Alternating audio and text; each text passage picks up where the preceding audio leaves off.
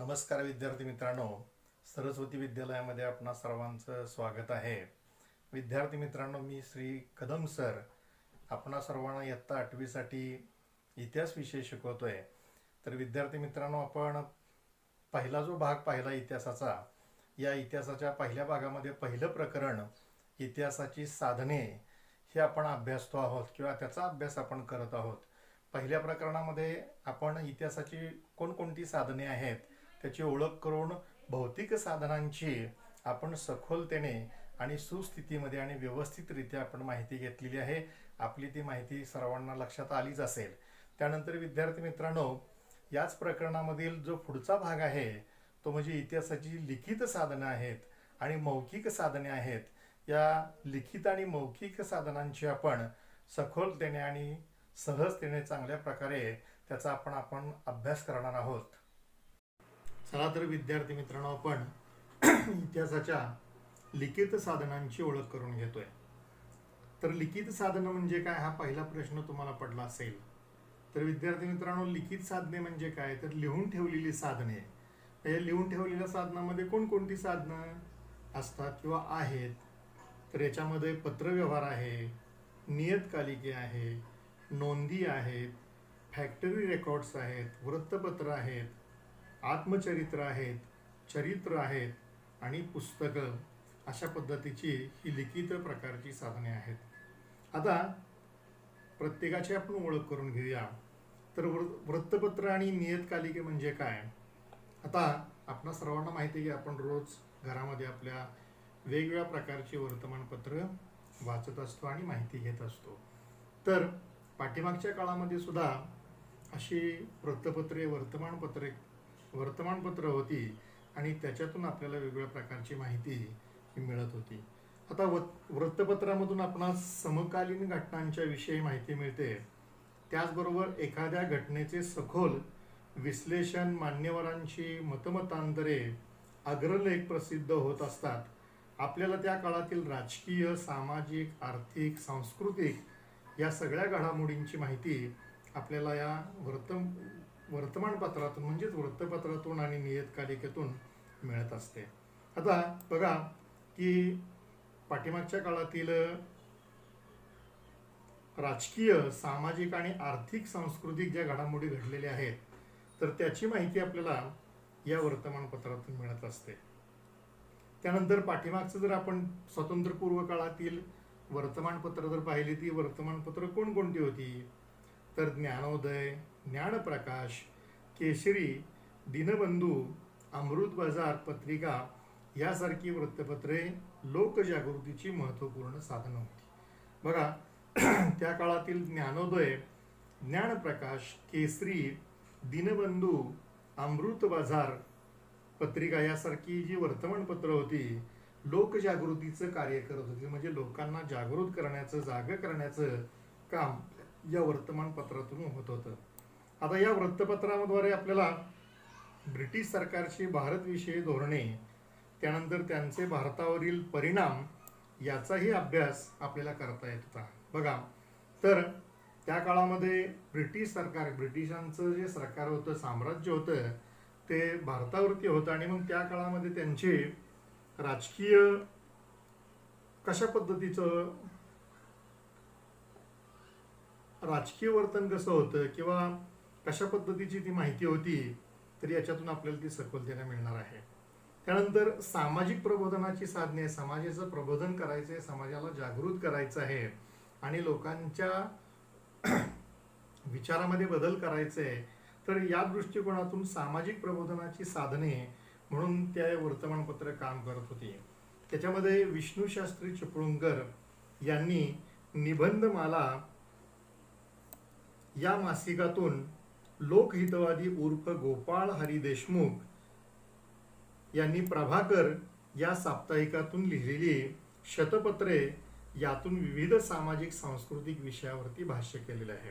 आपण सर्वांना माहिती आहे की श्री विष्णूशास्त्री चिपळूणकर यांनी आपले जे निबंधमाला आहे, या निबंधमाला या पुस्तकातील मासिकातून लोकहितवादी उर्फ गोपाळ हरी देशमुख यांनी प्रभाकर या साप्ताहिकातून लिहिलेली शतपत्रे आपणा सर्वांना त्याची ओळख आहे. त्यानंतर विविध सामाजिक आणि सांस्कृतिक विषयावर समाजामध्ये असणारे वेगवेगळ्या प्रकारचे विषय, सामाजिक विषय आणि सांस्कृतिक म्हणजे कला यासारख्या गोष्टींचे सांस्कृतिक विषयावरती भाष्य त्यांनी त्या ठिकाणी केलेलं आहे. त्यानंतर आपण एक थोडीशी माहिती वेगळ्या पद्धतीची आहे ती जाणून घेतोय. तर चला जाणून घेऊया डॉक्टर बाबासाहेब आंबेडकर आणि त्यांची वर्तमानपत्रे.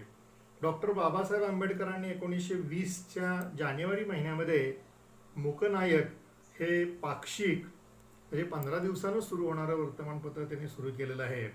परंतु त्यांना पुढील विद्या अभ्यासाकरिता इंग्लंडला जावं लागल्यामुळे त्यांनी हे पत्र आपल्या सहकाऱ्यांच्याकडे सोपवलं. डॉक्टर बाबासाहेब आंबेडकरांनी एप्रिल 1927 मध्ये बहिष्कृत भारत हे पत्र सुरू केलेलं आहे. सामान्य जनतेचे प्रबोधन संघटन करण्यासाठी बहिष्कृत भारत या पत्रातून त्यांनी लिखाण केले. याशिवाय जनता आणि प्रबुद्ध भारत अशी आणखीन 2 वर्तमानपत्र लिहिली किंवा चालवली. आता बाबासाहेब आंबेडकरांनी जे वर्तमानपत्रे सुरू केली होती त्याच्यामध्ये मूकनायक आहे, त्यानंतर बहिष्कृत भारत आहे. याच्यातून ते सर्व प्रकारची माहिती लोकांच्या पर्यंत पोहोचवण्यासाठी या वर्तमानपत्रातून माहिती देत होते. त्यानंतर आपण पुढचा जो भाग आहे लिखित साधनामधील नकाशे आणि आराखडे याची ओळख करून घेतोय. आता इतिहासाच्या साधनामध्ये लिखित साधनामध्ये नकाशा हे देखील इतिहासाचे महत्त्वाचे साधन आहे किंवा मानले जाते. आपणा सर्वांना माहीत आहे की नकाशावरून आपल्याला वेगवेगळ्या प्रकारचे शहरांचे किंवा एखाद्या ठिकाणाचे बदलणारे वेगवेगळ्या प्रकारचे स्वरूप आहे, ते स्वरूप आपल्याला काय करता येतं, अभ्यासता येतं किंवा त्याचा अभ्यास करता येतो. ब्रिटिश काळामध्ये स्थापन झालेले सर्वे ऑफ इंडिया या स्वतंत्र विभागाने भारताचे आणि भारताच्या विविध प्रांतांचे शहरांचे शास्त्रशुद्ध पद्धतीनं सर्वेक्षण करून नकाशे तयार केलेले आहेत.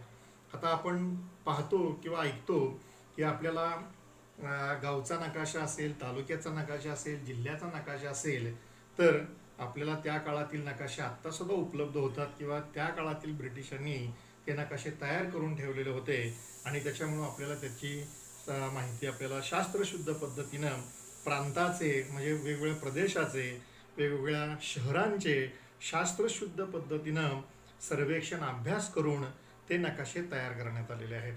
नकाशांप्रमाणे वास्तुविशारद आहेत, ते म्हणजे इमारतींचे माहिती सांगणारे किंवा वास्तूची निर्मिती कशी करणारे असे वास्तुविशारद, तर त्यांनी सुद्धा तयार केलेले आराखडे आहेत. ते देखील आपल्याला इमारत स्थापत्यशास्त्राच्या तसेच एखाद्या भागाच्या विकासाचे महत्त्वाचे टप्पे अभ्यासाच्या दृष्टीने महत्त्वाचे ठरतात.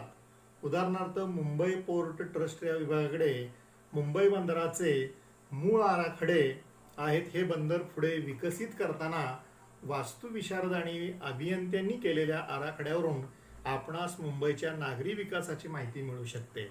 विद्यार्थी मित्रांनो, मुंबई पोर्ट ट्रस्ट या विभागाकडे मुंबई बंदराचे म्हणजे मुंबई जे बंदर आहे या बंदराचे मूळ आराखडे म्हणजे जुने त्या काळातील त्यांनी ब्रिटिशांनी तयार केलेले जे वेगवेगळ्या प्रकारच्या भागांचे आराखडे आहेत, तर हे आराखडे त्यांनी त्या काळामध्ये तयार केलेले आहेत आणि त्याच्यामुळं हे बंदर पुढे विकसित करताना त्याचा विकास करत असताना वास्तुविशारद म्हणजे निर्मिती असणारे किंवा अभियंते, त्याला आपण इंजिनियर म्हणतो, तर त्या अभियंत्यांनी केलेल्या वेगवेगळ्या प्रकारच्या आराखड्याहून आपणास मुंबई नागरी विकासाची माहिती मिळू शकते. तर अशा पद्धतीनं आपण इतिहासाच्या भागामध्ये पहिल्या भागामध्ये भौतिक साधने आणि दुसऱ्या भागामध्ये लिखित साधने यांचा आपण अभ्यास केल्यानंतर इतिहासाचं पुढचं जे साधन आहे ते म्हणजे मौखिक साधन, या मौखिक साधनाची ओळख करून घेतोय. तर मला पहिला प्रश्न पडला असेल, मौखिक साधने म्हणजे काय? तर मौखिक साधने म्हणजे मुखावाटे किंवा तोंडावाटे आपण एका पिढीकडून दुसऱ्या पिढीकडे वेगवेगळ्या प्रकारची लोकगीतं आहेत, स्फूर्तिगीतं आहेत, त्यानंतर पोवाडे आहेत, तर ते मुखातून किंवा एकमेकांच्या ऐकण्यातून ते आपणापर्यंत आलेली आहेत. त्यांना मौखिक साधना असं म्हणतात. तर आधुनिक भारताच्या इतिहासाच्या मौखिक साधनामध्ये खालील जी साधनं आहेत त्यांचा समावेश होतो. कोणकोणती साधने आहेत मग? स्फूर्तिगीते आहेत, लोकगीते आहेत, पोवाडे आहेत, लोककथा आहेत, प्रसंग वर्णन आहेत, मुलाखती आहेत, त्यानंतर ओव्या आहेत, मेळे आहेत, म्हणजे जलसे आणि कथापथके, अशा पद्धतीने ही मौखिक साधने आहेत. आता याच्यातील स्फूर्तिगीत म्हणजे काय त्याची आपण ओळख करून घेऊया. स्वातंत्र्य चळवळीच्या काळात भारताला स्वातंत्र्य मिळायचं आणि त्या मिळायच्या अगोदर जेव्हा त्या काळामध्ये अनेक स्फूर्तिगीतं होती. आपण सर्वजण देशभक्तीपर किंवा स्फूर्तिगीतं सगळेजण ऐकतो. तर अशा पद्धतीचे अनेक प्रकारची प्रेरणा देणारे जी गीतं होती, स्फूर्ती निर्माण करणारी, तर त्या गीतांची रचना त्या काळामध्ये केली गेली होती. त्यापैकी अनेक गीतं आज लिखित स्वरूपात उपलब्ध आहेत. मग त्या काळामध्ये मौखिक स्वरूपात होती आणि तीच लिहून ठेवलेली होती आणि ती लिखित स्वरूपामध्ये आज आपल्याला ती स्फूर्तिगीतं आहेत, देशभक्तीवर गीतं आहेत, तर ती आपणापर्यंत पोहोचत आहेत.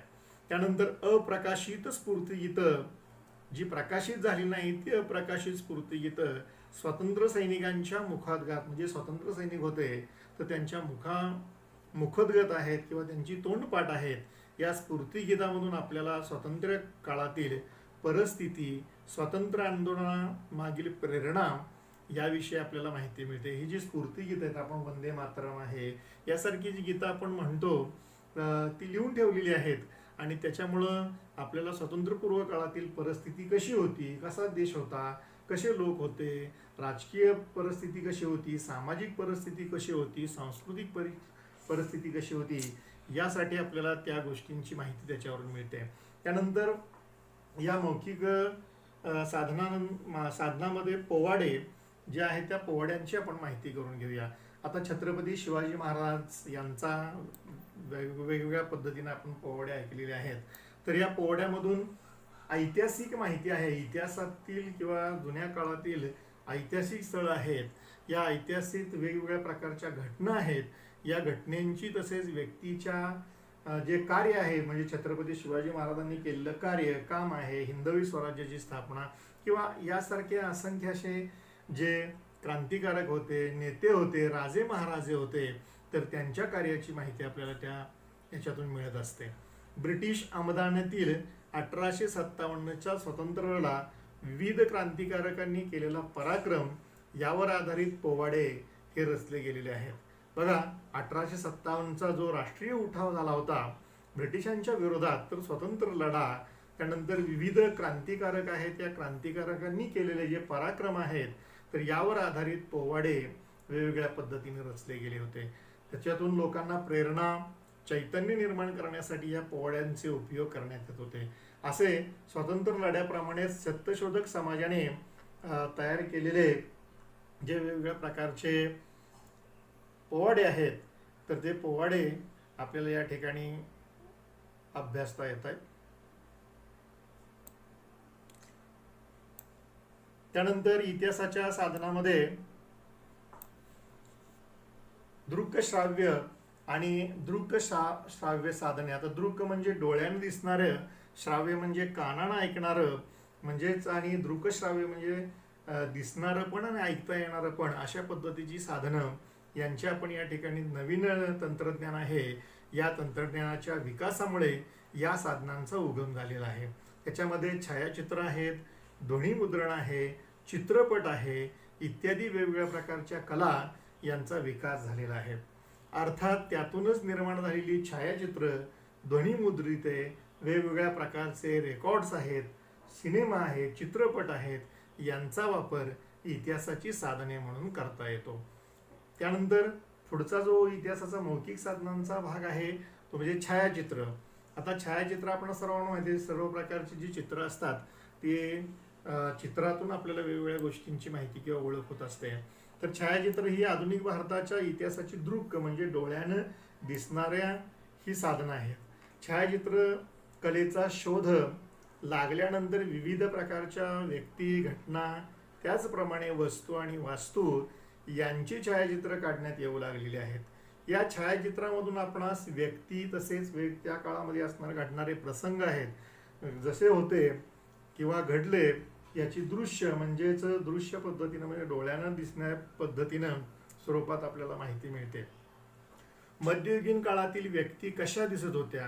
आता इतिहासामध्ये आपण सर्वांना माहित आहे की इतिहासाचे जे प्रकार आहेत त्याच्यामध्ये प्राचीन इतिहास, मध्ययुगीन इतिहास आणि आधुनिक इतिहास. तर मध्ययुगीन जो इतिहास आहे त्या मध्ययुगीन काळातील व्यक्ती कशा दिसत होत्या किंवा त्या घटना कशा घडल्या यांची चित्र आपल्याला काय झालेली आहेत तर उपलब्ध झालेली आहेत. परंतु सदर चित्रे किती विश्वसनीय आहेत त्याबाबत वेगवेगळ्या प्रकारचे प्रश्न उपस्थित केले जातात. त्या तुलनेत छायाचित्र ही अधिक विश्वसनीय मानली जातात. आता त्या काळामध्ये असणारे वेगवेगळ्या प्रकारची चित्र मग त्याच्यावरती कशी विश्वसनीय आहेत, त्यानंतर कशा पद्धतीनं ती छायाचित्र अधिक विश्वासार्ह त्याची मानली गेलेली आहे. तर अशा पद्धतीनं व्यक्तीच्या छायाचित्रावरून वेगवेगळ्या प्रकारची व्यक्तीची जी छायाचित्र आहेत त्याच्यावरून ती व्यक्ती कशी दिसत होती, तिचा पेहराव कसा होता, त्यानंतर याविषयी आपल्याला माहिती मिळते.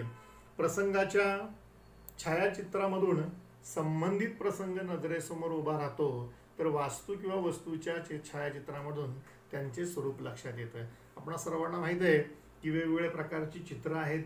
तर एक चित्र 100 शब्द जागा करण्याचा कार्य करत असतं, काम करत असतं.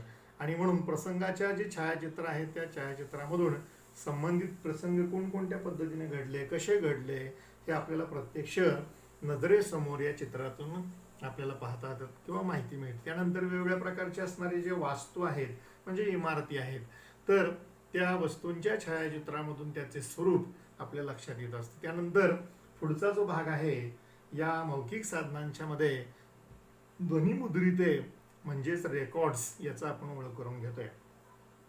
छायाचित्रण कलेप्रमाणे ध्वनिमुद्रण तंत्राचा शोधही महत्त्वाचा आहे. जसं छायाचित्र म्हणजे चित्रांचा आपण पाहिला त्याच पद्धतीनं ध्वनिमुद्रण म्हणजे ऐकायला रेकॉर्ड्स आपण म्हणतो वेगवेगळ्या प्रकारची. तर हे आधुनिक तंत्रज्ञान आहे आणि आधुनिक तंत्रज्ञानातील ध्वनिमुद्रण तंत्राचा शोध त्या काळामध्ये महत्त्वाचा आहे. आता ध्वनिमुद्रिते किंवा रेकॉर्ड्स ही इतिहासाची श्राव्य म्हणजे ऐकायला येणारी जी साधने आहेत याच्यामध्ये ही साधनं येतात. आधुनिक काळामध्ये नेत्यांनी किंवा महत्त्वाच्या व्यक्तींनी केलेली भाषणं, आता त्या काळामध्ये महात्मा गांधी होते, त्यानंतर पंडित जवाहरलाल नेहरू होते, डॉक्टर बाबासाहेब आंबेडकर होते. तर यांनी केलेली जी त्या काळातील जी भाषणं आहेत तर ती भाषणं, त्यानंतर त्यांची जी गीतं आहेत ती गीतं ध्वनिमुद्रित स्वरूपामध्ये म्हणजे त्यांनी त्या काळामध्ये रेकॉर्ड्स वेगवेगळ्या प्रकारच्या रेकॉर्ड्समधून आपल्याला ही काय होतात तर माहिती त्यांची आपल्याला मिळत असते.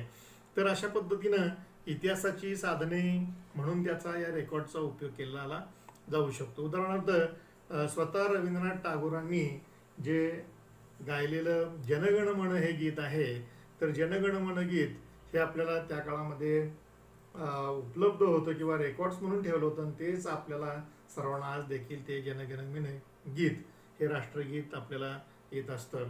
त्यानंतर सुभाषचंद्र बोस यांचे जे भाषण आहे त्यांचाही वापर आपण आधुनिक भारताच्या इतिहासाच्या मध्ये श्राव्य साधने म्हणून आहेत तर याच्यामध्ये आपल्याला करता येतं. तर विद्यार्थी मित्रांनो, आपण या दुसऱ्या भागामध्ये इतिहासाची जी लिखित साधनं आहेत आणि मौखिक साधनं आहेत या लिखित आणि मौखिक साधनांची माहिती आपण सखोलतेने पाहिलेली आहे किंवा सर्व प्रकारची माहिती आपण या ठिकाणी बघितलेली आहे. तर इथं आपण थांबूया. यानंतर पुढील भागामध्ये आपण पुढील जो भाग आहे त्याच्याविषयी माहिती घेणार आहोत.